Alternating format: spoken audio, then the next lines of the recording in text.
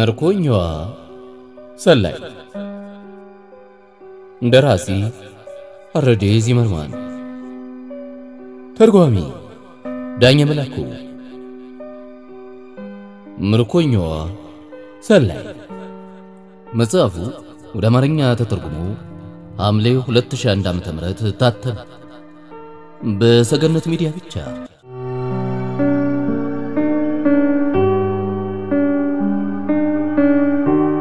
ውድ የሰገነት ሚዲያ ቤተሰቦች ነው አዲስ ስራ ይዘን መተናል።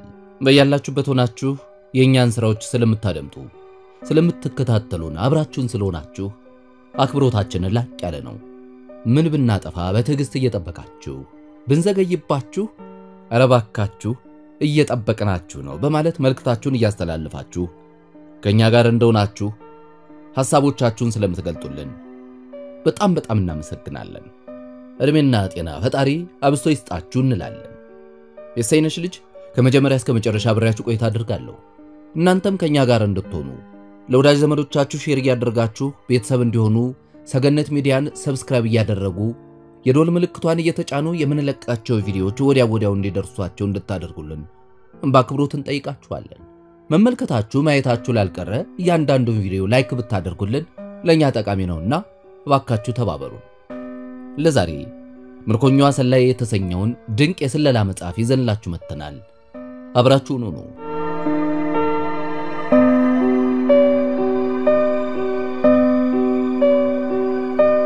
ክፍል 4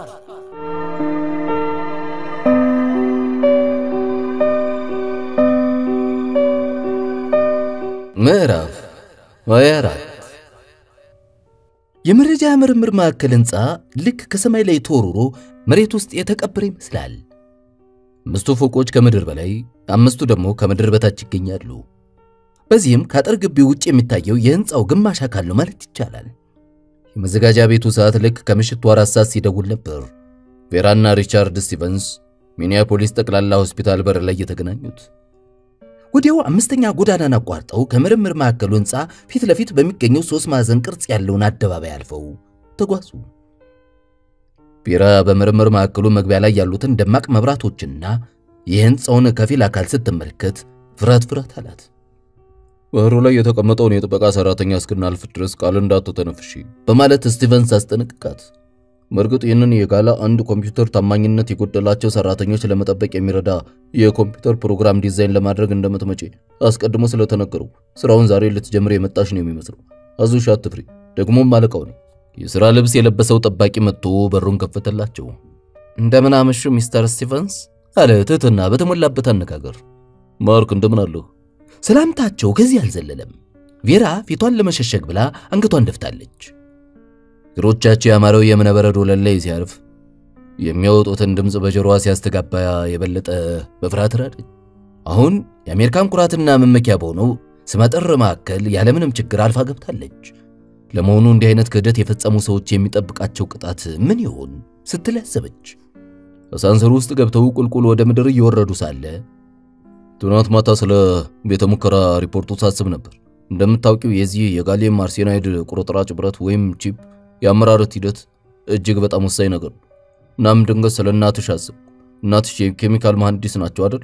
በማለት ስቲቨንስ ያላሰበችውን ነገር ጠይቃት። ቬራ ከውላ ቀረች። የኔ እነዚህ ጣጣ ውስጥ መዘፈቅ አንሶ ደግሞ እናቴን አሁን ነገር ግን እንዲህ አይነቱን ነገር ለረጅም ጊዜ ሰርታ ካለማውቆም በተጨማሪ ከሰለጠነችም ብዙ አመታት ሆኗታል። በዚያ ላይ የኬሚካል ባለሙያ ኬሚስት የግድ አስፈላጊ አይደለም። ሁሉንም የምንፈልገው ነገር ከራሱ ከኮምፒውተር ማግኘት እንችላለን አለችው ግርር ብላ። እስቲ ተስፋ እናድርግ። አሳንሰሩ የምድር ቤቱ ወለል ላይ በዝግታ አርፎ ተከፈተ። ስቲቨንስ ፈጠን ብሎ ሲወጣ ቬራም ተከተለችው። ጥቂት ከተራመዱ በኋላ አንድ ወፍራም መስታወት ያለው በር አጠገብ ደርሰው ቆሙ። ቬራ በክፍሉ ውስጥ ለቁጥር የሚታክቱ እጅግ ዘመናዊ ኮምፒውተሮች ተገጥቅጠው ስትመለከት ትዝታዋ ተቀሰቀሰባት። በዚህም የክህደት ተግባር ወዲያው ከአእምሮ አጠፍቶ ልክ ለረጅም ጊዜ ከዓይኗ ርቆ የቆየውን ፍቅረኛ እንዳየች ጉብል ልቧ በሐሴት ተሞላ። እኚህ መሳሪያዎች ዲስክ ድራይቮች፣ ባለጥቁር መቆጣጠሪያ ስክሪኖች፣ ግዙፍና ከፍተኛ ብቃት ያለው ኮምፒውተሮች ከሙያው አልፈው የህይወቷም ጭምር ናቸው።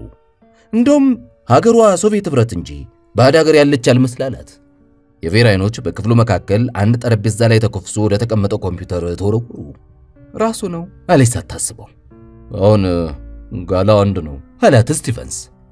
ከዚያ ከባዱን በር በዝግታ ከፍተው ገቡ። ቬራም ከኋላው ተከትላ ወደ ክፍሉ ዘለቀች። አሁን እንግዲህ የማሽኑ ብቸኛ አንቀሳቃሽ አንቺ ነሽ። ሁሉም ነገር በጥበቃችን ስር ስለሆነ ተረጋግተሽ መስራት ትችያለሽ። ቬራ ከኮምፒውተሩ ፊት ለፊት ወደ ተቀመጠው ወንበር ጣደፍ እያለ ስትሄድ የስቲቨንስን በክፍሉ ውስጥ መኖር የዘነጋች ትመስል ነበር። ቁጭ ካለች በኋላ ከቦርሷ እንዴት አነስ ያለች ማስታወሻ ደብተር አውጥታ ኮምፒውተሩን አበራችው። ወዲያው ድምጽ አሰምቶ ህይወት ዘራ። በትክክል የምትፈልጋቸውን ነገሮች ለማስታወስ ሞከረች። የዚህን ሙሉ በሙሉ ከጋሌም የተሰራ ኮምፒውተር ሚስጥር በፍጥነት መረዳት አለባት። ያሰራር ፎርሙላው መግለጫ በኮምፒውተሩ የኤሌክትሪክ የነርቭ ስርዓት ውስጥ እንደተደበቀ እርግጠኛ ነች። በመጀመሪያ ፋይሎቹ የት እንደተቀመጡ አሰሳ ማግኘት ሆኖባታል። በኋላ ሚስጥራዊ ኮዱን መስበርና ፕሮግራም አዘጋጅታ በመክፈት እያንዳንዱን ፋይል ማገላበጥ ይጠበቅባታል። ይህም ከ2 እስከ 3 ምሽቶችን ሊወስድባት ይችላል። ምክንያቱም ከግማሽ ደርዘን በላይ የሚሆኑ ፋይሎች ሊኖሩ እንደሚችሉ ገምታለች። ቬራ ከጀርባዋ የስቲቨንስ ድምጽ ሰምታ ዞር አለችና ምን እንዳላት ጠየቀችው። ልትሰሪ የምትችይ ይመስልሻል? እሰራዋለሁኝ። ሐሳቧ ሁሉ ተመልሶ ወደ ኮምፒውተሩ ሄዷል። በእርግጥ አሁን ከምንም ነገር አስበልጣ የምትወደውን የውድ ልጇን የቭላዲክን አይን ዳግመኛ ለማየት ከዚህ ሌላ ምን አማራጭ አላት? እናም የግዷን ትሰራዋለች።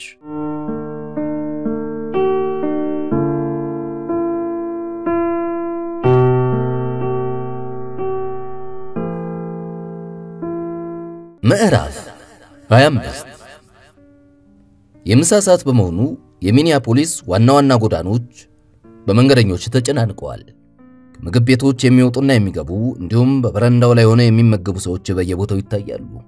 ኒክ ሉባንና ቬራን ይዞ ኒኮላት የገበያ አዳራሽን በማለፍ ወደ ሐኪሞቹ ህንጻ ይዟቸው ገባ። ሉባ ከምሳ በኋላ ቀጠሮ ነበራቸው።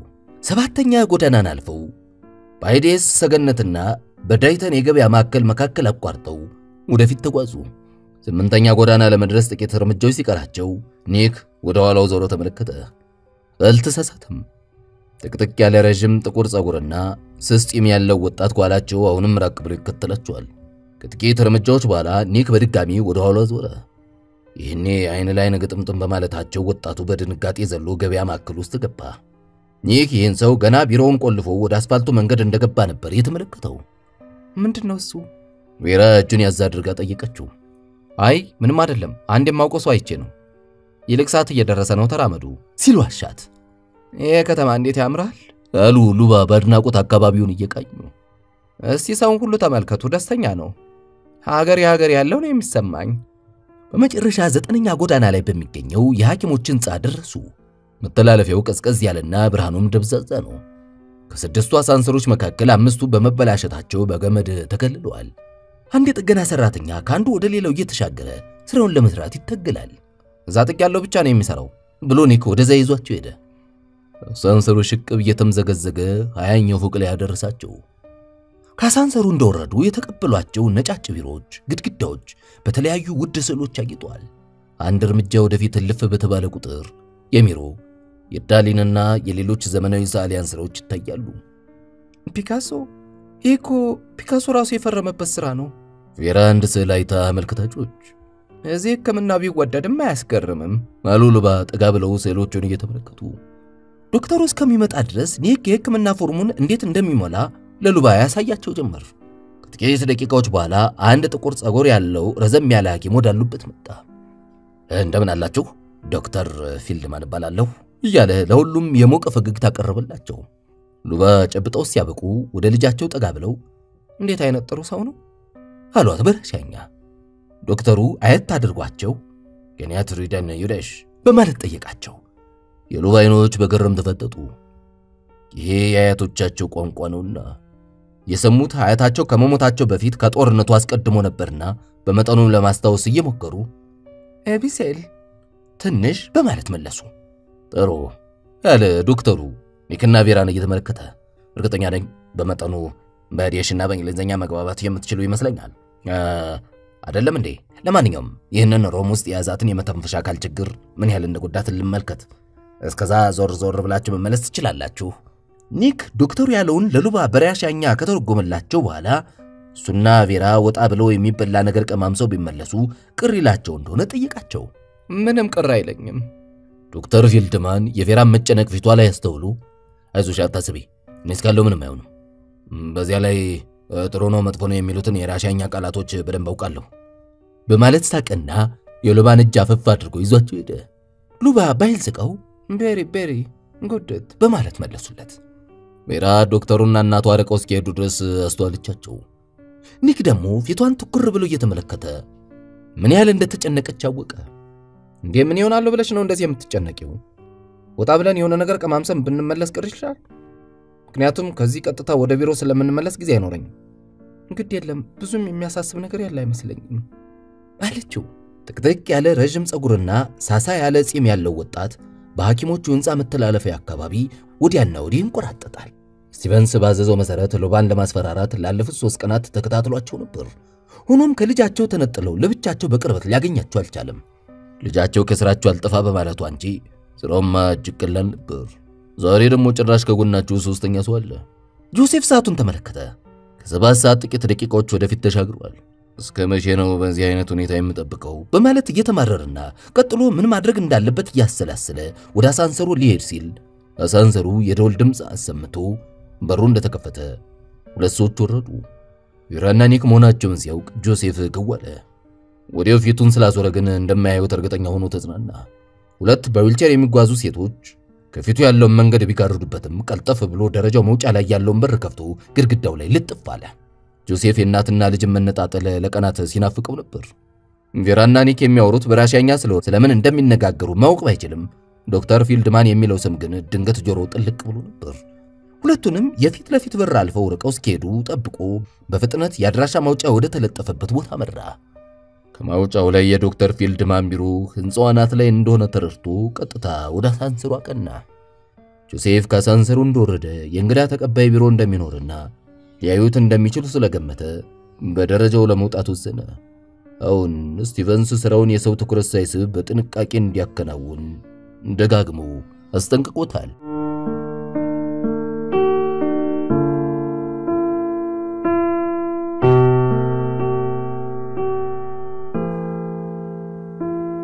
ምዕራፍ 26 ኒክ ለሁለታቸው ሳንድዊችና በጠርሙስ የሚሸጥ ጭማቂ ከገዛ በኋላ በኦርኬስትራው አዳራሽ በኩል ወደ ውሃው ፏፏቴ ያመሩ። ውሃው ከቀጫጭኖቹ ቱቦች ቁልቁል ወደ ታች ወደ መዋኛ ገንዳው ሲፈስ የደስታ ስሜት ያጭራል። ኒክና ቬራ መሃል ላይ በተሰሩት የድንጋይ አግዳሚ ወንበሮች ላይ ተቀምጠው መመገብ ያዙ። ቬራ ሳንድዊቹ ከምን የተሰራ እንደሆነ ለማወቅ ከታሸገበት ፕላስቲክ ውስጥ ለማውጣት ታገለች። እንደምንም ተሳክቶላት ወፍራሙን ዳቦና ውስጡ የተጠቀጠቁትን አይብና የማታውቃቸውን አትክልቶች ስትመለከት እነዚህ ደግሞ ምንድናቸው? ይሄ እዚህ አሜሪካ ውስጥ የተለመደ የሳንድዊች አይነት ነው። ይሄ ትልቅ አረንጓዴ ተክል አቮካዶ ይባላል። እነዛ ትናንሽ ጸጉር የሚመስሉ አረንጓዴ ነገሮች ደግሞ የአረንጓዴ ተክል ቁርጥራጮች ናቸው። ቬራ አይኖቿን ጨፍና ስማቸውን ለመያዝ ለራሷ ደጋግማ ተናገረች። መቼም ደደብናት እንደማትለኝ እርግጠኛ ነኝ። በፍጹም እንደዛ አላስብም። ኒክ ሳንድዊቹን መግመጥ ጀመረ። ቬራም እሱን ተከትላ ፈራ ተባ ያለች ከዳር በኩል በትንሹ ገምጣ ጣጣመችው። በጣም ይጣፍጣል። ተክሎቹ እዚህ ሚኒሶታ ውስጥ ነው የሚበቅሉት? ኒክ ሳቀ። አይደለም፣ ምናልባት አረንጓዴ ተክል ሊበቅል ይችላል። አቮካዶ ግን ከደቡብ ማለትም ከሜክሲኮ፣ ከካሊፎርኒያ ወይም ከፍሎሪዳ አካባቢ የመጣ ነው። እዚህ አሜሪካ ውስጥ የምግብ ስርዓቱ ያስገርማል። ራቅ ካለ አካባቢ እንደዚህ አይነት ትኩስ አትክልቶችን ይመጣል ብሎ ለማሰብ ይከብዳል። ለመሆኑ አንተስ ከየት አካባቢ ነው የመጣው? በማለት ያላሰበውን ጥያቄ ጠየቀችው። ጥያቄዋ ግን እሷኑ እንደገና መልሶ አስገረማት። ነፋሱ ከፏፏቴው የሚረጨው ውሃ ይዞ መጥቶ ሲያለብሳቸው ሁለቱም ደስ የሚል ስሜት ፈጠረባቸው። ኒክ ወዲያው ቀና ብሎ ከፏፏቴው አልፎ ባሻገር ወዳለው ሰማይ አይኖቹን ተክሎ በሐሳብ ነጎደ። እዚህ ቦታ ነው ተወልጄ ያደግኩት ብሎ መልስ ቢሰጥ ወደደ። ግን የኖረባቸው ስፍራዎች ማለት ናቸው። እዚህ ሚኒሶታ የኖርኩት ለ1 ዓመት ገደማ መሆኑ ነው። አባቴ ጋዜጠኛ ስለነበር በአንድ ከተማ ውስጥ ከ2 ዓመት በላይ አልተቀመጥንም።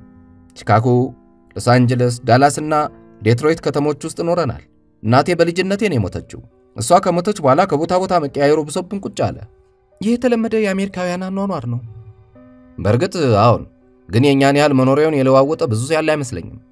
በመጨረሻ አባቴ ወደ ዴትሮይት ሲመለስ እኔ ስራ ለመፈለግ ወደዚህ መጣሁ። ለሲአይኤ ወይም ለኤንኤስኤ ካላገለገልሽ በስተቀር ሌሎች የራሺያ ቋንቋን የሚጠይቁ ስራዎችን ማግኘት እጅግ በጣም አስቸጋሪ ነው ሲላት ግራ የመጋባትና በራሱ የማዘን ስሜት ታየበት። ቬራ ሳንዱቿን ሳህኑ ላይ ያስቀመጠች። እንዴት ግራ የሚያጋባ ነገር ነው! የት እንደምትኖር እንኳን ያለማወቅ እንዴት ያስገርማል! የትም ሆነ የት ለውጥ የለውም። ያው ሀገሬ መሬት ላይ ነው ያለሁት ብሎ ተሳቀና ፈዛዛ ቀይ ቀለም ያለውን የኦርኬስትራ አዳራሽ ግንብ እያስተዋለ ንግግሩን ቀጠለ። ሚኒያፖሊስ ውስጥ እንደምኖረው ሁሉ ኒውዮርክ፣ ፎክስ ወይም ሚያሚ ውስጥ በቀላሉ መኖር እችላለሁ። እዚህ ያዛኝ ስራዬ ብቻ ነው። ይህም የሶቪየት ህብረት መንግስት ስደተኞችን ከሀገሩ እንዲወጡ መፍቀዱን ካቆመ ይቆማል። ያ ደግሞ ነገም ሊሆን ይችላል። አሁን አሜሪካን ውስጥ ስራ ላይ ብሎ መተማመን ይከብዳል ያለችው ቬራን በልውሳስ። ልክ ነሽ ለማለት የፈለኩት ይህንን አልነበረም። ከቦታ ቦታ ስለመንቀሳቀስ ነበር የሚያወራልሽ። ይህ ጉዳይ ንክን የሚረብሸው ርዕስ ነው። ምክንያቱም በአንድ ቦታ ተረጋግቶ መኖር እጅግ የሚመኘው ጉዳይ ነው። ከህይወቱ ጋር የሚያቆራኘው አንድ አካባቢ ስለሌለው እንደውም አንዳንድ ጊዜ ራሱን ከሌላ አካባቢ እንደመጣ የሌላ ሀገር ነዋሪ አድርጎ የሚቆጥርበትም ጊዜ አለ። ጥሩ ነው። ከራሺያ በተጨማሪ ሌላ የሚያመሳስለን ነገር አለ ማለት ነው። ሁለታችንም የአሜሪካን አካል ለመሆን እንፈልጋለን። ምን? ይህ ቀና ብሎ ተመለከታት። አሁን ልክ ነሽ። ይህን ነገር ለመረዳት ያስቸግራል፣ ግን ወዷለሁ። ታውቂያለሽ፣ ዩናይትድ ስቴትስ የተቆረቆረችው ያለፈ ታሪካቸውን ለመርሳት ወይም ለመሸሽ በሚፈልጉ ሰዎች ነው። እነዛ ሰዎች የኋላ ታሪካቸውን ቆርጠው ለመጣል ፈልገው ነው ይህን ያደረጉት። ዛሬም ቢሆን ይህ ድርጊት ቀጥሏል። በእርግጥ አሁን መጠነኛ መሻሻል እየታየ ነው አለና ሳንዱቹን ገምጦ አጣጣመው። ቬራ ሳንዱቿን ዝቅ አድርጋ ይዛ ወደ ፏፏቴው እያስተዋለች እኔም እንደዛው ነኝ ያለችው ባይደ ተንፈሳ። ለመርሳትና ለመሸሽ የምፈልገው ብዙ ያለፈ ታሪክ አለኝ፣ ግን አልቻልኩም። ስለ ልጅሽ ማለትሽ ነው አላት ፊት ለፊት በትክታ እየተመለከታት። ቬራ ራሷን ከፍና ዝቅ አድርጋ ቀረቀረች። ኒክ የተናገረው መልሶ ቢውጠው ወደደ። ይቅርታ የማይመለከተኝን ጉዳይ ያነሳውብሽ አይደል አላት። ምንም አይደል፣ በጣም ከባድ ነገር እንደሆነ ይሰማኛል። ቀና ብላየችው። አሁን ከባድ ነው። አየ ከባለቤቴ ጋር ተለያይተናል። በመጨረሻም ፍርድ ቤቱ ልጃችን ቭላዲክ ከሱ ጋር እንዲሆን ወስኖለታል። እኔም አሁን ሳስበው ወንድ ልጁ ከአባቱ ጋር ማደግ እንዳለበት አምናለሁ። አይመስልም ያለችው የግድ ፈገግ ለማለት እየሞከረች። አይ እንጃ አይመስለኝም። እንዴ ሳናስበው ሰዓቱ ሄዱ የለም እንዴ? በልተሎ እንመለስ። ተነሱ።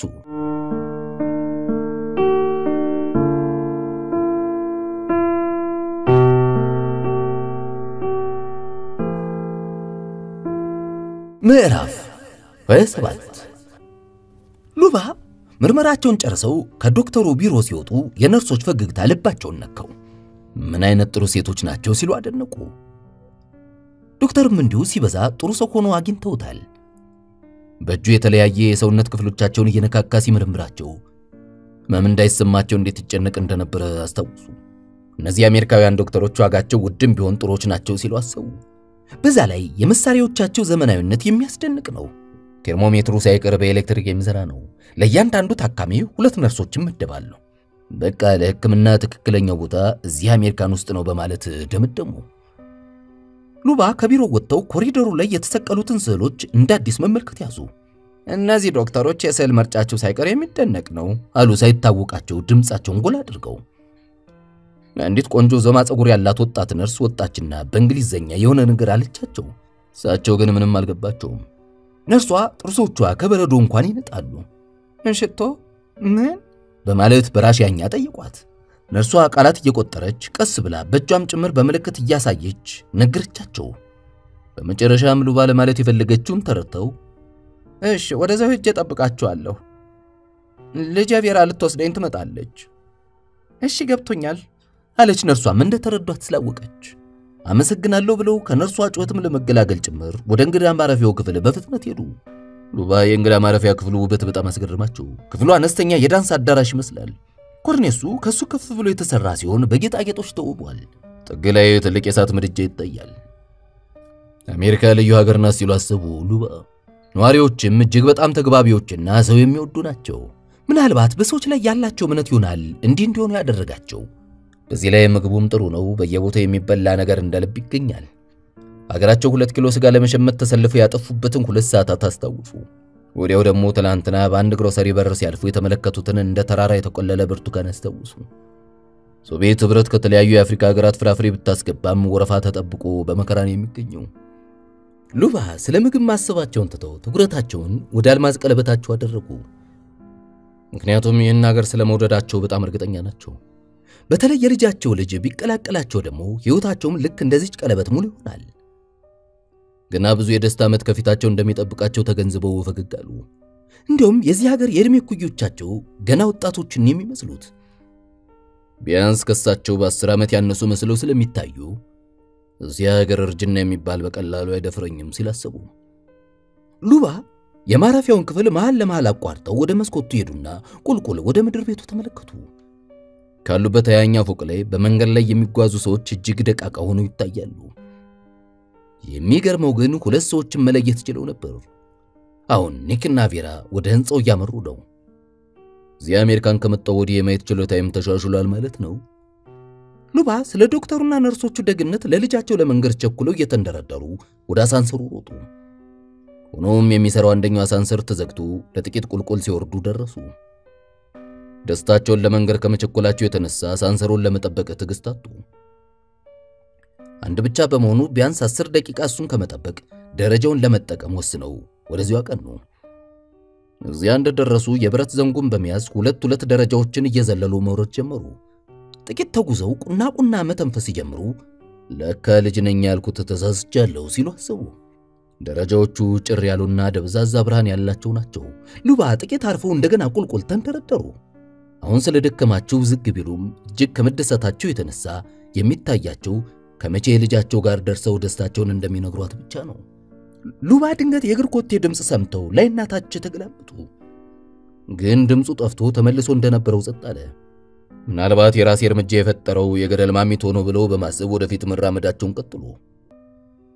ሆኖም 2 እርምጃ እንኳን ሳይራመዱ እንደገና የእርምጃ ድምጽ ሰሙ። በጣም ከመደናገጣቸው የተነሳ ልባቸው በኃይል ዘለለች። የተከተለኝ ሰው አለ። በፍጹም አይሆንም። አምላኬ እባክህ ከዚህ መከራ ሰውረኝ። የኬጂቢ ወይም የኤፍቢአይ ሰዎች ይሆኑ እንዴ? ገና እዚህ ሀገር ከመድረሴ ገና ይህን ሀገር ከመውደዴ የፈጸምኩትም ወንጀል የለም። ሉባ ቀና ብለው ትቷቸው ወደ መጡት ደረጃዎች እየተመለከቱ ምን ነው አሳንሰሩን በጠበቅኩ ሲሉ ተቆጩ። በፍርሃት ፊታቸውን አዙረው ወደ ላይ እየተመለከቱ በዝግታ ሲወርዱ ሳያስቡት ከታች ይመጣ ከነበር አንድ ሰው ጋር በኃይል ተላተሙ። ይቅርታ አሉ እየተርበተበቱ በላሻኛ። ጥቅጥቅ ያለ ጸጉር ያለው ይህ ወጣት ግን ሉባን ጥርቅም አድርጎ ያዛቸው። አይኖቹ በየአቅጣጫው ይቅበዘበዛሉ። እባክህ ወደ ልጄ ወደ ቬራ እየሄድኩ ነው ልቀቀኝ አሉ ሉባ በጭንቀት እየተርበተበቱ። ወጣቱ ሱቆ የሆነ ነገር አጉተመተመ። ሉባ የተናገረውን አልተረዱለትም። ነገር ግን ፈጣን አይኖቹንና እንቅስቃሴውን ተመልክተው ወጣቱ ተስፋ የቆረጠና ጉስቋላ ሰው እንደሚመስል ተገንዝቧል። ወጣቱ 2 እጆቻቸውን ይዞ እየገፈታተረ ወስዶ ከግንቡ ጋር ያጣብቃቸው ጊዜ ሞሎዶይ ቼኖቬክ በማለት ጮሁ። ጀርባቸውን ኃይለኛ የህመም ስሜት እየተሰማቸው ምን ማድረግ ነው? ምንድነው ከኔ የምትፈልገው? ደም ስራቸው እስኪግተረተር ድረስ ጮሁ። ወጣቱ ሱቆ አሁንም በእንግሊዘኛ የሆነ ነገር ተናገራቸው። ሉባ እዚህ ሀገር ካዩአቸው ሰዎች ሁሉ ይሄ ወጣት የተለየው ነባቸው። አይኖቹ በጣም ፈጣንና የተጎሳቆለ ሰው አይነት ሲሆን ሰውነቱ ይንቀጠቀጣል። ቆዳው ደግሞ እንዴት የገረጣ ነው። ሉባ ምንም አይነት አማራጭ ስላልነበራቸው ግድግዳውን ተደግፈው ቆሙ። ያውን ዓላማው ግልጽ እየሆነላቸው መጥቷል። ጠጋ ብለው ትከሻቸው ላይ አንድ ጊዜ በቡጥ ይነረታቸው። ሉባ ባይጮ አንተ ዶሮዬ ከኔ ምንድነው የምትፈልገው?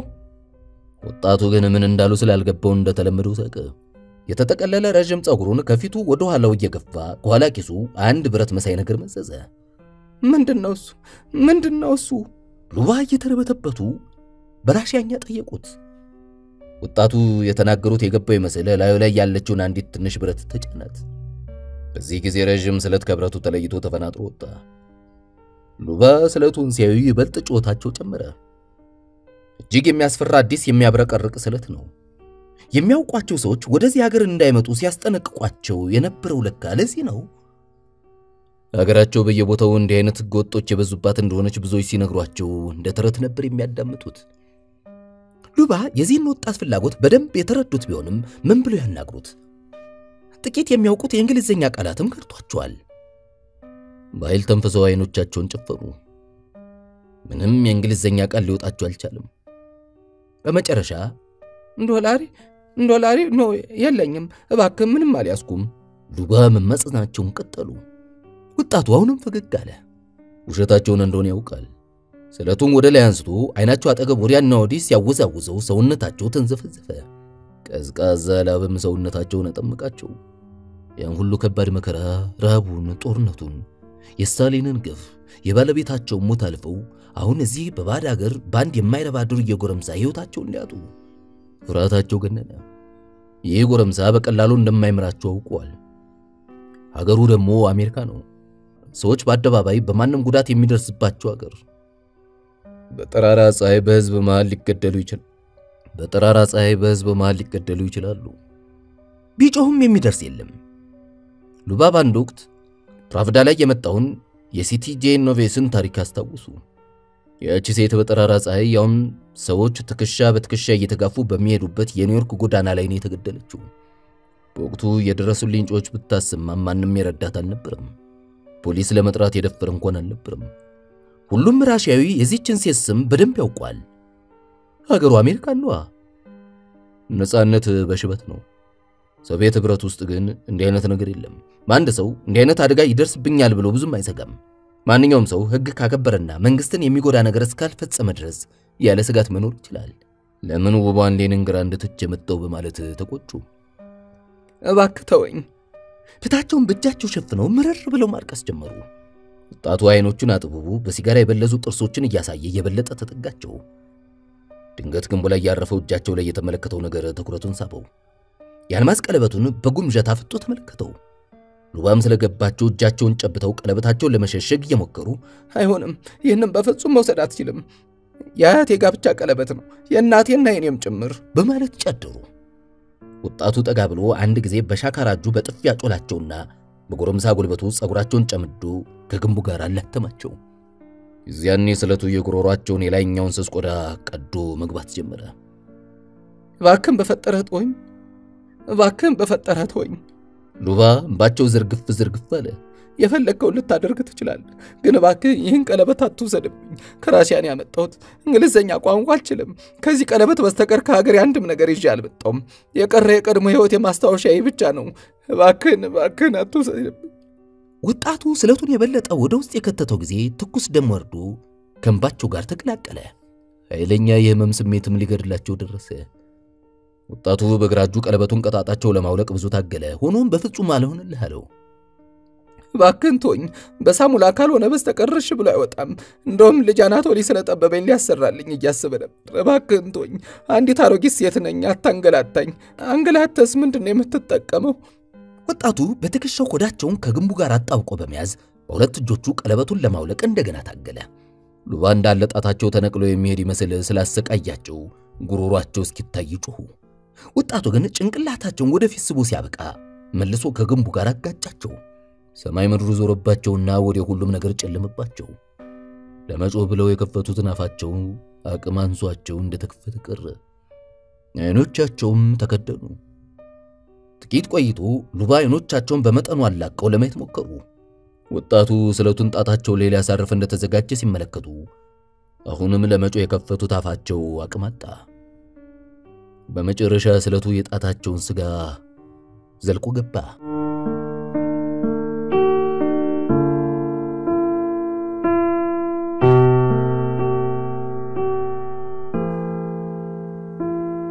ምዕራፍ 28 ሞስኮ።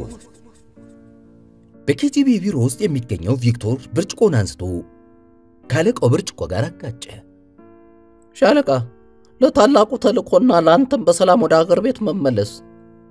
ሻለቃ፣ ለታላቁ ተልኮና ለአንተም በሰላም ወደ ሀገር ቤት መመለስ አለ ኮሎኔል ኦርሎቭ። ቪክቶር ፈገግ ብሎ ጭንቅላቱን ከፍ ዝቅ አደረገ። ዛሬ ከሰዓት ወደ ኒውዮርክ ይበራል። ከነገ ወዲያም ከተባበሩት መንግስታት የሶቪየት ሚሽን ተለይቶ ከሪቻርድ ስቲቨንስ ጋር በመገናኘት ወደ ሚኒያፖሊስ ያመራል። ኮሎኔል ኦርሎቭ ከመቅጽበት ኮስተር ብሎ ስለ ቬራ ካራንስኪና አጠቃላይ ስደተኞች ጉዳይ አነሱ። ዛሬ ጧት ጉዳዩን አስመልክቶ ብዙ ተነጋግረዋል። ዛሬ 15 ዓመት በፊት ጀምሮ ነበር ይህ ነገር መሆን እንደሌለበት መለፍለፍ የጀመርኩት። በጣም አደገኛ የሆነ ውሳኔና አሳፋሪ ነው። ጥሩ ደረጃ ላይ ከደረሱ በኋላ ወደ ሌላ ባዕድ ሀገር ሲሄዱ ዝም ብለን መመልከት የለብንም። በፍጹም መሆን የሌለበት ነገር ነው። ቪክቶር ሐሳባቸውን በልቡ ደገፈ። አሁን ይህች ሀገር ወደደችም ጠላችም ትፈልጋቸዋለች። ከነዚህ ስደተኞች መካከል ከቴል አቪቭ እስከ ሚኒያፖሊስና ሲድኒ ድረስ እጅግ የተዋጣላቸው የኮምፒውተር ባለሙያዎች ለመሆን የበቋሉ። ጉዳዩ መታየት ያለበት አይሁዶች ከሀገር ይዘውት የወጡት መረጃ ወይም ከብሔራዊ ደህንነት አኳያ ብቻ ሳይሆን ከሰለጠነ የሰው ኃይል ፍልሰት ጭምር መሆን አለበት። ቪክቶር እውነታውን በደንብ የሚያውቀው ቢሆንም ለመቀበል ግን ከበደው። እንደውም ጥቂት አይሁዶች ለኛም የሚጠቅም ስራ ሰርተዋል። አሁንም ከሌኒንግራንድ ወደዚያው የተጓዘችው ሴት ኮሎኔሉ አላስጨረሰውም። ማድረግ አለባት፣ እናት ሀገሯ የዋለችለትን ውለታ መክፈል አለባት ብለው ሽማግሌው ራሳቸውን እየነቀነቁ ንግግራቸውን ቀጠሉ። የጦር መሳሪያዎች ቅድምድም እንደሚባባስ ራሱ የዩናይትድ ስቴትስ ፕሬዝዳንት ባንደበታው የገለጸው ነገር ነው። የመከላከል አቅማችንን ሙሉ በሙሉ አሽመድምደው ወታደራዊ የበላይነትን ለመቀዳጀት ቆምጠዋል። ነገር ግን ከአንድ ኃላፊነት ከሚሰማው የሀገር መሪ እንዲህ አይነቱ ንግግር አይጠበቅም። ደግነቱ የጠፈር መሳሪያ ፕሮግራማቸው የነርቭ ስርዓት የሆነው ጋላንድ ኮምፒውተር በቅርብ ቀን በእጃችን ይገባል። ያ ከሆነ ደግሞ ከነሱ ወደኋላ የምንቀርበት ምንም ምክንያት አይኖርም። ኮሎኔል ክርናቸውን የወንበሩ መደገፊያ ላይ ያሳርፉና አሁን ያ እስከሚሆን ድረስ ግን ለሰኮንድ እንኳን ማረፍ የለብንም። በዚህ ረገድ በአንተ ላይ ሙሉ እምነት አለኝ። ተልእኮውን በሚገባ እንደምትወጣ አልጠራጠርም። ይቅርታ ለምን እንዳስጠራው ዘነጋሁት ብለው መሳቢያቸውን ቅልጥፍና በተሞላው አኳኋን ስበው የኪስ የሂሳብ መደርደሪያ ማሽን ወይም ካልኩሌተርና ሶኒ ዎክማን ቴፕ አወጡ። እንዴት ነው ይስማማል? ቪክቶር ተቀብሎ አገላብጦ ተመለከተው። አሁን በትክክል ይረዳኛል። በጣም ጥሩ። በርግጥ ባለፈው ጊዜ ነግሬ ነበር። የዚህ አንተ ሚስተር ስቲቨንስ የመረጃ ምንጭና ከጀርባው ያለውን ሰው ለማወቅ አጥብቀን እንፈልጋለን። ልክ የጋሌም አርሴናይድ ኮምፒውተሩ የመቅጃ ማሽን የምንፈልገውን ያህል ነው ማወቅ የምንፈልገው። የዚህን ሰው ማንነት አንድ መለየት ከቻልክ በአሜሪካ መካከለኛ ምዕራብ አካባቢ ያለንን መረብ ወይም ኔትወርክ ማስፋፋት እንችላለን። ቪክቶር በሐሳባቸው ተደስቶ ፈገግ አለ። ጓድ ኮሎኔል አይዞት፣ አይጨነቁ። 24 ሰዓት ባልሞላ ጊዜ ውስጥ ዩናይትድ ስቴትስ ገባለሁ። ከአንድ ሳምንት ባነሰ ጊዜ ውስጥ ደግሞ የዚህን ሰው ማንነትና ስም ይዤ እንደመለስ እርግጠኛ ነኝ። ኦርሎቭ የቮድካውን ጠርሙስ አንስተው እንደገና ለሁለቱም ሞሉ። እንደምትተማመንበት በድጋሚ ልገልጽልህ እወዳለሁ።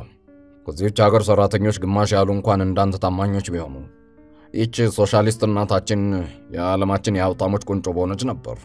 ግን በዚህች ቬራ ካራንስኪ በተባለ ሴት ላይ ሙሉ እምነት አለህ? የሌኒን ኮሚኒስትነት በእርግጠኝነት መናገር የሚችለውን ያህል እርግጠኛ ነኝ አላቸው።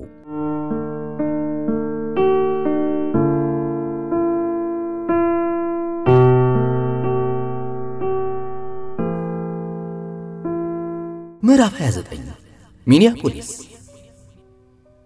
ኒክና ቬራ በኒኮሌት የገበያ አዳራሽ ቁልቁል በመውረድ ወደ ሐኪሞች ሕንጻ እየቀረቡ መጡ። ኒክ ጠጋ ብሎ እጇን ሊይዝልና ፈርቶ ይተዋል። ትከሻዎቻቸው 10 ጊዜ ይነካካሉ። ድሉም እንደዚህ ይመጣል ይሸሻል። በኋላ ግን ኒክ በተጠጋት ቁጥር መሸሽና ወደፊት ቀደም ብላ መራመድ ያዘች። ምናልባት እስከ ዛሬ ድረስ በመካከላችን የሆነ ነገር እንዳለ ስገምት የኖርኩት ተሳስቼ ነው ማለት ነው ሲል ኒክ አሰበ። ቬራ ለመፈቀር የምትቀል አይነት ሴት ብትሆንም በዛኑ ልክ ደግሞ እንደ ትውልድ ሀገሯ ለመረዳት የምታስቸግር ነች። ሁለቱም እንደማይተዋወቁ ሰዎች ሆነው ጎዳናውን አቋርጠው ወደ ሐኪሞቹ ሕንጻ ገቡና በቀጥታ ወደ መተላለፊያው በማምራት አሳንሰሮቹ ጋር ቆመው መጠበቅ ያዙ። አሁንም የሚሰራው አንደኛው አሳንሰር ብቻ ነው። ከ30 የሚበልጡ ሰዎች የሚሰራው አሳንሰር አጠገብ እጅብ ብለው ቆመዋል። ብዙዎቹ ህመምተኞች ናቸው። ወረፋ እስኪደርሰን ይሄ ነገር 5 ጊዜ መመላለስ አለበት። ያ ደግሞ ግማሽ ሰዓት ሊወስድ ይችላል። ታዲያ ለምን ደረጃውን አንጠቀም? ልክ ነሽ፣ እኔም ልልሽ ነበር። ኒክ ወዲያውኑ ከፊቱ የቆመ አንድ አይኑ በፕላስተር የታሸገ ወጣት ገፋ አድርጎ ወደ ደረጃው አገና። በሩን ለመክፈት ገና እጁን ሲያሳርፍ ከተበላሹት አሳንሰሮች መካከል 3ቱ ደወላቸውን አሰምተው ብርግድ ብለው ተከፈቱ። ሁሉም በአጋጣሚው እየተገረሙ ወደ አንደኛው ሮጠው ተገፍተው ገቡ።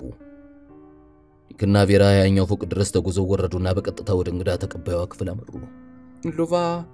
ሎቫ የሚባሉ ሴት ምርመራቸውን ጨርሰው ወጥተው ይሆን? እንግዳ ተቀባዩዋ ወጣት ከመቅጽበት ስላወቀቻቸው ፈገግ ብላ አሁን ጨርሰው ከወጡ ቆይቷል።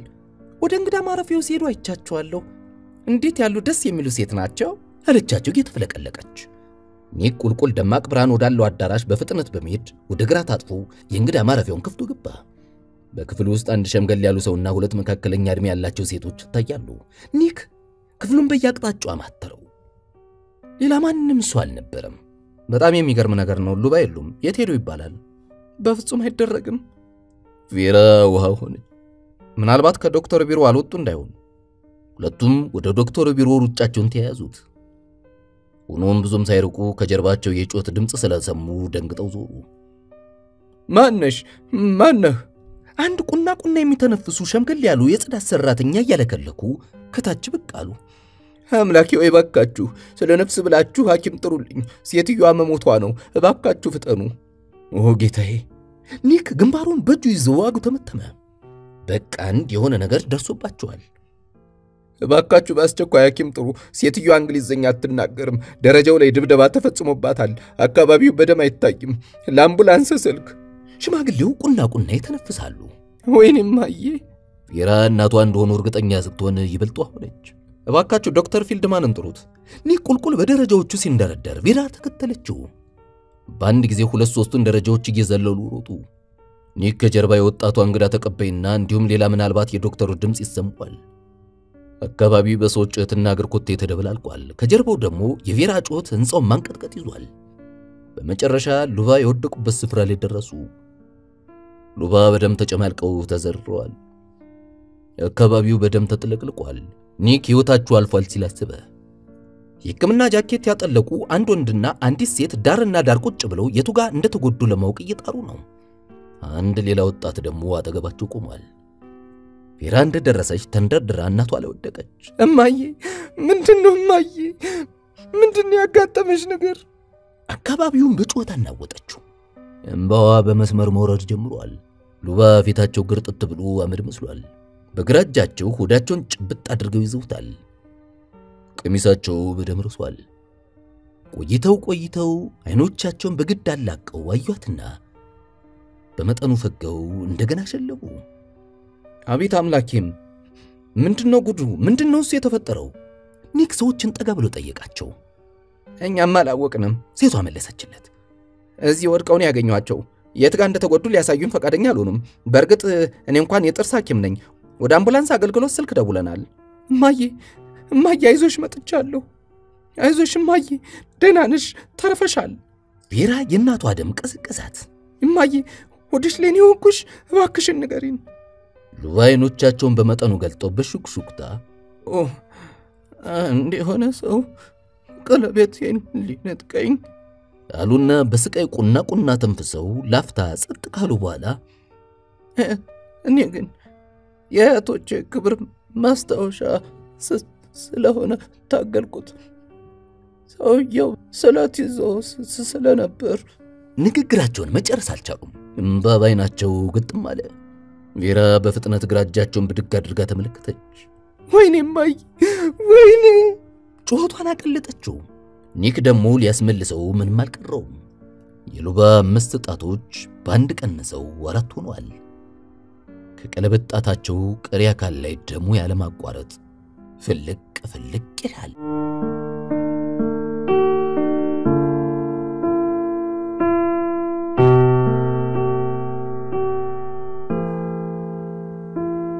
ምዕራፍ 30 አምቡላንሱ ሚኒያፖሊስ ጠቅላላ ሆስፒታል ከደረሰ ጥቂት ደቂቃዎች በኋላ ኒክ በአጋጣሚ አንድ ከዚህ በፊት አይቶት የማያውቅ ሰው ከሐኪሞቹ ስርስር እየተራመደ የሚሉትን በንቃት ሲያዳምጥ አስተዋለው። ማን ነው? ምንድነው? እርግጠኛ ነኝ እኔ የማላውቀው ዘመድ አይሆንም። ሰውየው ሙሉ ሰማያዊ ሱፍ ለብሷል። ፊቱ ክብ ሲሆን ጸጉሩ ደማቅ ጥቁር ነው። ለነገሩ እሱን ለመከታተል የሚያስችል የተረጋጋ አእምሮ ስላልነበረው ወዲያው ረሳው። ሉባ አሁን ሙሉ ለሙሉ ራሳቸውን ስተዋል። ቬራ ካጠገባቸው ዞር እንድትል ብትለመንም ሙጭጭ በማለቷ ወደ ድንገተኛ ክፍል አብራ እንድትገባ ተፈቅዶላታል። ዶክተሩና ነርሶቹ የሉባን ሕይወት ለማትረፍ ከልባቸው ተፍተፍ ማለት ይዟል።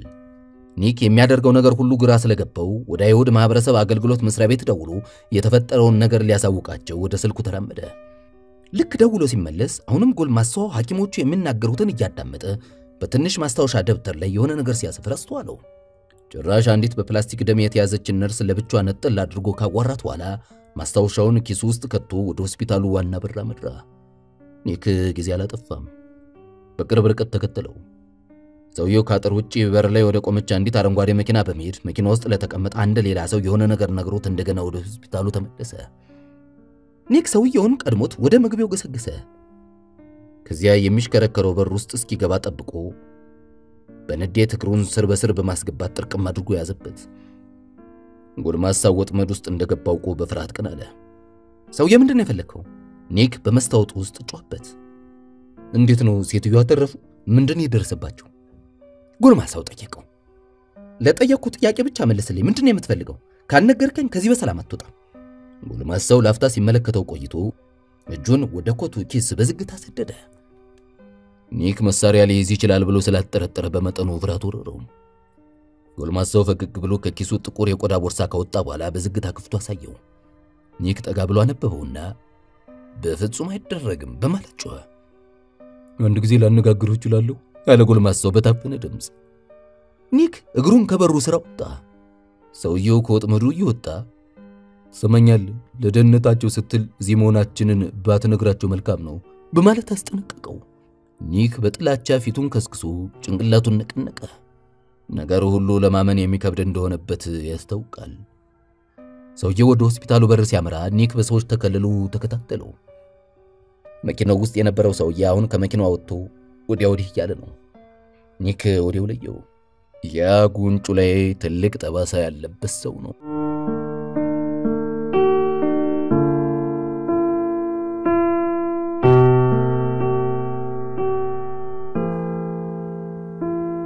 ምዕራፍ 31 ዶክተሮቹ የሉባን የተቆረጠ ጣት መልሰው እንደነበረ ለመስፋት ቢሞክሩም ሊሳካላቸው አልቻለም። ቬራ በዚያች አጭር ጊዜ ውስጥ የተፈጠረውን ነገር ባለማመን ድንዝዝ ብላ ከጎናቸው ተቀምጣለች። ሉባ አምቡላንሱ ከደረሰበት ሰዓት ጀምሮ ራሳቸውን እንደሳቱ በዚያ ጸጥ ባለ ክፍል ውስጥ ተኝተዋል። የግራ እጃቸው ተገቢውን ሕክምና ተደርጎለት በፋሻ ተጠቅልሏል።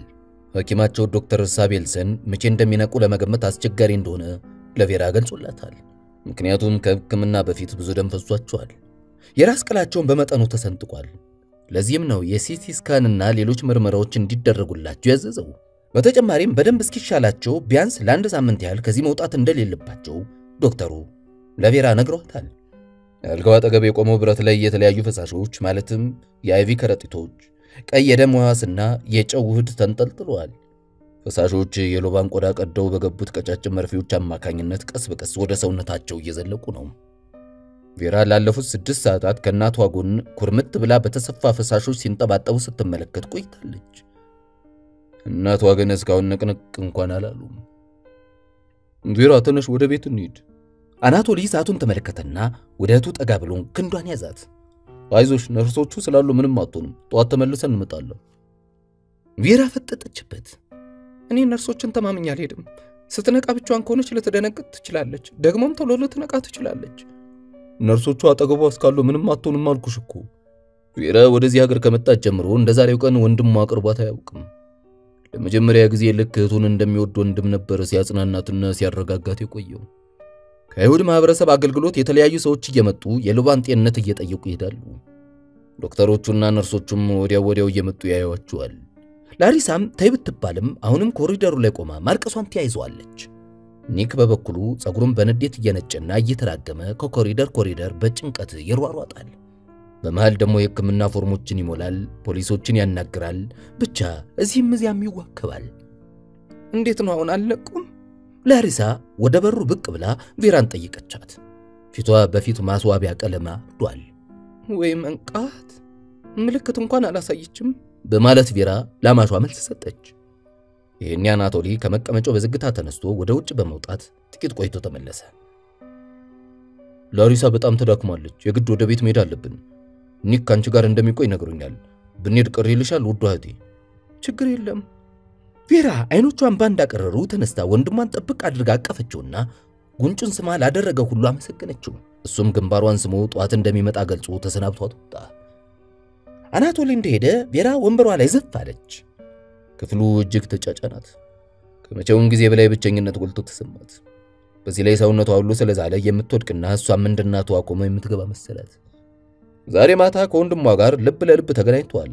ግን ነገስ እሱንም እንደ ቀድሞ ባሏና እንደ ልጇ ታጣ ይሆን? የቀድሞ ባሏን ጌናዲን ስታስብ የመጣባትን እንባ እንደምንም ውጣ ከሐሳቧ ጋር መነጋገር ጀመረች። ጌናዲ በገብቻችን መፍረስ በጣም ጥልቅ ሐዘን ተሰምቶኛል። ሁሌም አብረን ብንሆን እያልኩ ዘውትር አስባለሁ። ምክንያቱም ያንተን ብቸኝነት ይሰማኛል። አሁንም ድረስ ወድሃለሁ። ቭላዲክ እንዴት ነው? ደህና ነው ወይ? ቆንጆ ነው አይደል? ሁለታችሁም በጣም ናፍቃችሁኛል። ቬራ ከገባችበት ሐሳብ ብንን ብላ አይኖቿን ገለጠችና ያናገራትን ሰው ለማየት ክፍሉን አማተረች። ማንም የለም። ታዲያ ማን ይጠራኝ? ወደ እናቷ ዞረች። ኖቻቸውን ያርገበግባሉ። እማዬ የጮች ወደ አልጋው ሮጠች። ሉባ ፊታቸው መጥጥ ብሎ አመድ ቢመስልም በስሱ ፈገግታ ይታይበታል። ቬራ ሲሉ በድጋሚ ጠሯት። ቬራ እንባዋ በጉንጮቿ ኮለል ብሎ እየወረደ ጎንበስ ብላ ሳመቻቸው። አሁን እናቷ ከዚህ ሁሉ ማተርፈውላታል። እማዬ እንደምትነቂ እርግጠኛ ነበርኩ። በኔ ላይ እንደማትጨክኝ አውቄ ነበር። እኔ ሉባ ፊታቸው ላይ እንግዳ ስሜት ይነበባል። የት ነው ያለሁት በሚል ስሜት ክፍሉን አሁንም ይቃኛሉ። ድንገት በፋሻ የተጀቦነውን እጃቸውን በተመለከቱ ጊዜ ወዲያው የደረሰባቸው ነገር ሁሉ ትዝ አላቸው። ተቆርጦ የሄደው ጣታቸው ብቻ አልነበረም፣ ከአያት ቅድመ አያት ሲተላለፍ የኖረው የአልማዝ ቀለበታቸው ጭምር እንጂ። ሆስፒታል ውስጥ ነው ያለሁት። ቬራ ራሷን ባውንታ ነቀነቀች። አሁን ግን ደህና ነሽ? አናቶሊና ላሪሳም እዚህ ነበሩ። አሁን ሄዱት። ጠዋት ተመልሰው ያዩሻል። እስከ ጠዋት ቆያለሁ ብለሽ ነው? እማዬ ተስፋ መቁረጥም የለብሽም። ደህና ነሽ እኮ። ዶክተሮቹ ለክፉም እንደማይሰጥሽ አረጋግጠውልኛል። እናትና ልጅ ለጥቂት ደቂቃዎች ሲተያዩ ቆዩ። ቬራ የእናቷ ጉዳት ጠልቆ ስለተሰማትና የጥፋተኝነት ስሜት ስለለበለባት ቶሎ ፊቷን አዞረች። ሆኖም ልክ ሌኒንግራንድ አውሮፕላን ማረፊያ እንዳደረገችው አሁንም የቤተሰቡን ኃላፊነት መረከብ እንዳለባት አሰበች። አሁን ቆፍጠን ማለት አለባት። ዞር ብላ በድጋሚ የእናቷን ፊት ስትመለከት ግን ጥንካሬዋ ተመልሶ ከዳት። ሉባ ከሁለቱም ማን እርዳታ እንደሚሻ የተረዱት ወዲያው ነበር። የዚህ ሆስፒታል ውስጥ ጥሩ ስዕሎች አሉ። እንዴም ማየ በርግጥ አላስተዋልኩም ነበር። አይኖቼ መቼ ካንቺ ላይ ነቅዬ። መልካም በይ አሁን ቤት ሄደሽ ተኝ፣ እኔም ልተኛ። ግን ከማን ጋር ትሄጃለሽ? ኒክ አለ። እስከዚህ ሰዓት እንዴት አይነት ጥሩ ሰው ነው። አይኖቻቸው መከደን ጀመሩ። አሁን ቤት ሂጂና ተኝ ነው የምልሽ። እውነትሽን ነው ማየ፣ አላስፈልግሽም። የሉባ አይኖች ሙሉ በሙሉ ተከደኑ። ቬራ ደናደሪ ብላ ግንባራቸውን ስማ ወደ በሩ አመራች። በሩን ከፍታ እናቷን ዞር ብላ ተመለከተቻቸው። ሉባ ጠልቅ እንቅልፍ እንደወሰዳቸው ከከባዱ አተነፋፈሳቸው ማወቅ ይቻላል። ኒክ የፕላስቲክ ወንበሩ ላይ ተኮራምቶ በንዴት ጸጉሩን ይቀፍራል። እሱም እንደ ቬራ ሁሉ የወንጀለኝነት ስሜት ውስጡን እያንገበገበው ነው። ንውጣ ብዬ ይዣት ባልሄድ ኖሮ ይሄ ሁሉ መቼ ይፈጠር ነበር? የሉባ ጉዳት አንድ ጣታቸውን ከማጣት በላይ ነው። አሁን በኋላ እንዴት አድርገው ነው ዩናይትድ ስቴትስን ሊወዱ የሚችሉት? ልክ እንደ ሌሎቹ የሶቪየት ህብረት ስደተኞች መሪር ጥላቻን ያሳድራሉ። የተሻለ ኑሮ ለመኖር ከሀገራቸው መልካም ተስፋ ሰንቀው ገና ከመምጣታቸው እንዲህ ዘግናኝ ነገር ከተፈጸመባቸው እንዴት ነው በሰዎች ላይ እምነት የሚኖራቸው? ያ ፊቱ ላይ ትልቅ ጠባሳ ያለበት ግዙፍ ሰውዬ ከጓደኛው ጋር ሆኖ አረጋግጦት የሄደው ነገር ይሄው ነው። ኒክ ሉባ የተኙበት ክፍል በር በዝግታ ሲከፈት ከተቀመጡበት መር ብሎ ተነሳ። ቬራ በሩን በቀስታ ዘግታ ወደሱ መጣች። እንዴት ናቸው? እየተሻላቸው ነው? አላት በጭንቀት ተውጦ። ደህና ናት። ለጥቂት ደቂቃዎች ነቅታ ነበር፣ አሁን ተኝታለች። ቬራ በጣም ይቅርታ፣ ጥፋተኛው እኔ ነኝ አላት ሁለት እጆቿን ይዞ በሹክሹክታ። ቬራ ጠጋ ብላ ጉንጩን ሳመችው። ኒክ ትንፋሿና ሙቀቷ እየተሰማው እጆቹን በጀርባዋ ዙሪያ ጠምጥሞ ይበልጥ ወደሱ አስጠጋት። ቬራ ለመጀመሪያ ጊዜ ሰውነቷን ለቅቅ አድርጋ በዝነት ስትቀርበው ተገረመ። ግን ይቅር ትለኝ ይሁን ሲል አሰበ። ወደ ቤት ተወስደኛለህ? በሚገባ። ቬራ ለኖርሶቹ መሄዷን ተናግራ እስከምትመለስ ኒክ መኪና ውስጥ ሆኖ ጠበቃት። ጉዞ ሲጀምሩ እኩለ ሌሊት አልፎ መንገዶችም ጭር ብለው ነበር። ለ15 ደቂቃዎች ያህል ከተጓዙ በኋላ ኒክ ሸፍሮሌት መኪናውን ከነቬራ አፓርታማ በር ላይ አቆማትና ዞር ብሎ ተመለከታት። ቬራ ካለችበት ንቅንቅ ሳትል አይኖቿ መኖሪያ ቤታቸው ላይ ተግላ ፍዝዝ ብላለች። እዚህ ሀገር መጥቼ ብቸኝነት ይሰማኛል ብዬ አላሰብኩም ነበር። ኒክ እጇን ትከሻዋ ላይ ጣል አድርጎ ተጠጋት። እንዳስገባሽ ትፈልጊያለሽ? ቬራ ጸጉሯን በእጇ ወደ ኋላ እየመለሰች አሁን አለችና በሩን ከፈተችው። ብቻዬንም ብሆን አልፈራም። ኒክ ተንጠራርቶ ትከሻዋ ላይ ሳም አደረጋት። ሁለቱም ከመኪናዋ ወርደው ወደ አፓርታማው በዝግታ መሩ። የእግር ኮቴያቸው በሚያፋቸው የበጋ ንፋስ ተውጦ ቀርቷል። ህንፃ ውስጥ እንደገቡ ቬራ ቀደም ብላ እየመራች ወደ መኖሪያቸው ይዘውባች በቀጥታ ጫማዎቿን አውላልቃ እግሮቿን በፎጣ ከጠራረገች በኋላ ወደ ሳሎኑ የቁም መስታወት አቀናች። ኒክ በቀስታ ሄዶ እጆቿን ያዛት። ሐኪም መሆን ነበረብህ፣ እጆቼ ከኔ እጆችም ይለሰልሳሉ አለችው ወደሱ ሳትዞር። ኒክ ትከሻውን ወደ ጀርባ ባይል አስጠግቶ እጆቿን በወገቧ ዙሪያ ጠምጥማቸው። ቬራ ይቅርታ ታደርጊልኝ ይሆን ሲል አንገቷ ስር ገብቶ ጠይቃት። ቬራ በጎን በኩል ዞር ብላ ጉንጩ ላይ ሳም አደረገችው። ምንም ያጠፋው ነገር የለም። ያጠፋው ነገር ሳይኖር አጥፍቻለሁ እንጂ ወጣ ብለን እንመለስ ባልልሽ ኖሮ እኮ ያደጋ አይደርስባቸውም ነበር። እኔም ያን ያህል ባይደብረኝም ካንተ ጋር መሆን ፈልጌ ነበር። ኒክ ወገቧን የበለጠ አጥብቆ ያዛት። በዚህ ሰዓት ከጎኔ ባትሆን ኖሮ እንዴት ተቋቋመው ነበር? እውነቴን ነው የምልህ፣ ጥንካሬ የሚባል ነገር ሸሽቶኛል።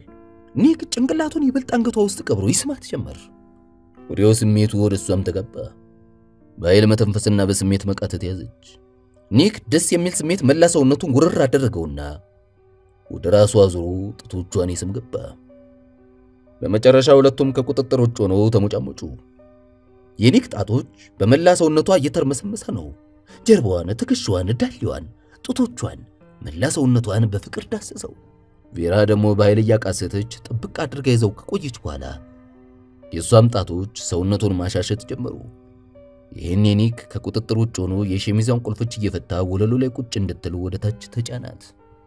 ሁለቱም ልብሶቻቸውን አውልቀው ወደ አንድ ጥግ ከወረወሩ በኋላ ወለሉ ላይ ተንጋለሉ። ኒክ በደብዛዛው ብርሃን አካሏን እያደነቀና እየደባበሰ ለደቂቃዎች ቆዩ። የኒክ ጣቶች ከጡቶቹ አልፈው ቁልቁል በዝግታ ወረዱ። ቬራ ያቃሰተች ጭኖቿን ከፈተችለት። ሁሉም ነገር እንዳበቃ ይችን ቀን ለረጅም ጊዜ በናፍቆት ጠብቂያታለሁ አላት ኒክ እያልከለከ። እኔም ማለች ቬራ። አነጋገሯ ፍላጎቷን የሚያሳይ ቢሆንም አፍረት እንደተሰማትም ያሳብቅ ነበር።